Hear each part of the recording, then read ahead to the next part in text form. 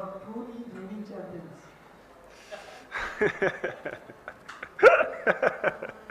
That's a good one. Yeah, it's disappointing to come out the tournament like this. But credit to Sri Lanka, they won the toss. They batted first. Probably they knew some weather was wrong, you know.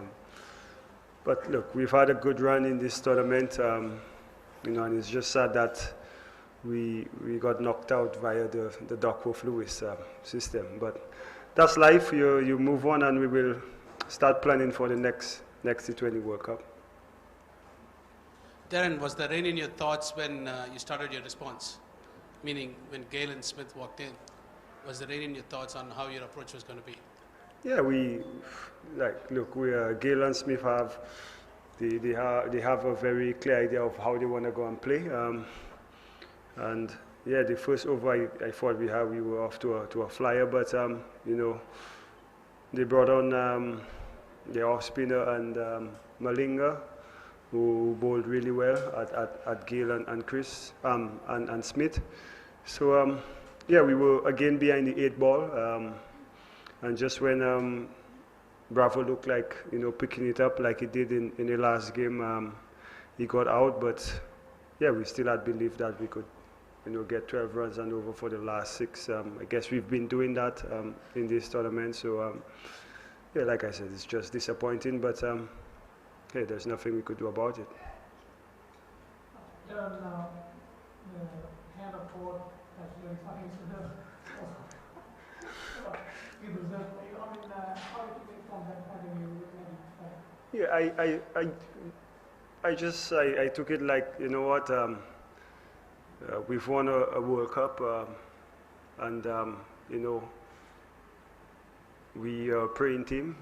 We know God normally answers our prayers, but today, I guess, you know, two gentlemen who've played for Sri Lanka, you know, given a lot not only to Sri Lanka cricket, but you know, cricket on the whole, and you know, I guess the Almighty wants them to live on a high. So I guess they have one more game to try and win a World Cup and live on a high. So probably that's the reason why God put a hand in this match. So I'm sure while I'll have another shot at playing T20 World Cup, and we're looking forward to winning it again in the near future.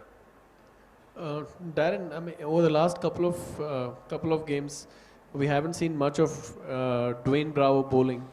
Also yourself. I mean, any particular reason why? And Andre Russell obviously cost you a lot of runs today. Maybe those runs really cost you in the end.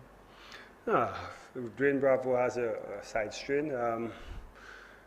You know, the good thing in our team, except from Ramdin, everybody could bowl. You know, and you know, Russell's been doing a good job for us the time he's been called upon. Today probably was just an off day. But no, we back our guys, guys designated to come and do a role. And you know, I think if throughout the tournament the bowlers did a fantastic job. Were you happy with your bowling? Because do you expect this match for them to score on? When we bowl first, or whenever we bowling, we try to restrict teams to 150 thereabout. I think they were off to a flyer in the first 3 overs. I think they were about 30 plus, if I'm correct. But we did well. We did well to peg them back, you know. And if I'm right, Badri first 2 overs went for 20, and he bowled 4 overs for 23. So you know, they got a few more runs than we expected coming in the back end, because normally Santoki and Russell normally bowl very well. Throughout the tournament, in the last 5 overs, we've been going at 6 runs per over, I think. So today was just, you know, one of those days. And like I said, Sri Lanka played well. They get another chance to at the finals, and you know, Godspeed to them. Sammy, whom do you think will go on to win the World Cup now? Who's Well, your pick? to me right now it doesn't matter. I was looking forward to raising the trophy come the 6th. So now uh, I'm just gonna watch and hopefully it's very entertaining. It's not one-sided, and the fans get an exciting game of cricket. Firstly, the semi-finals tomorrow. So I guess I would wish all the teams the best, and hopefully the best team wins. And I'll enjoy sitting at home watching. I'll be gutted that I won't be playing, but yes, I'll watch a good final. Darren, well, Gale as well as Samuels had been consuming a lot of deliveries throughout the tournament, and it was you and Bravo who had been, if I can use that word, bailing the team out. Can you really afford to have two guys in your top order consuming those many deliveries? Who was the first person you called? Gale and Samuels. Oh, I'm not going to answer that question.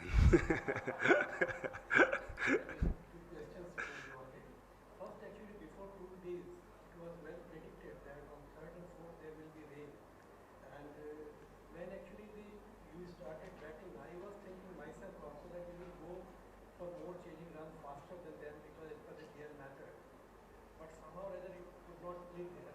And second thing, Bravo should have been even bowling today when we saw that they have given. Next question. John?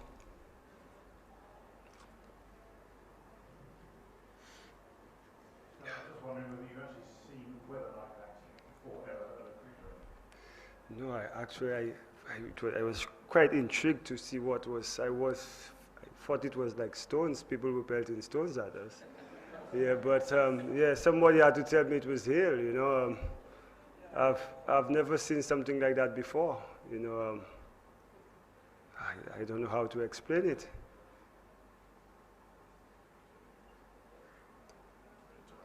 Well, it's the last time they're gonna see me, so they're gonna Darren, ask me.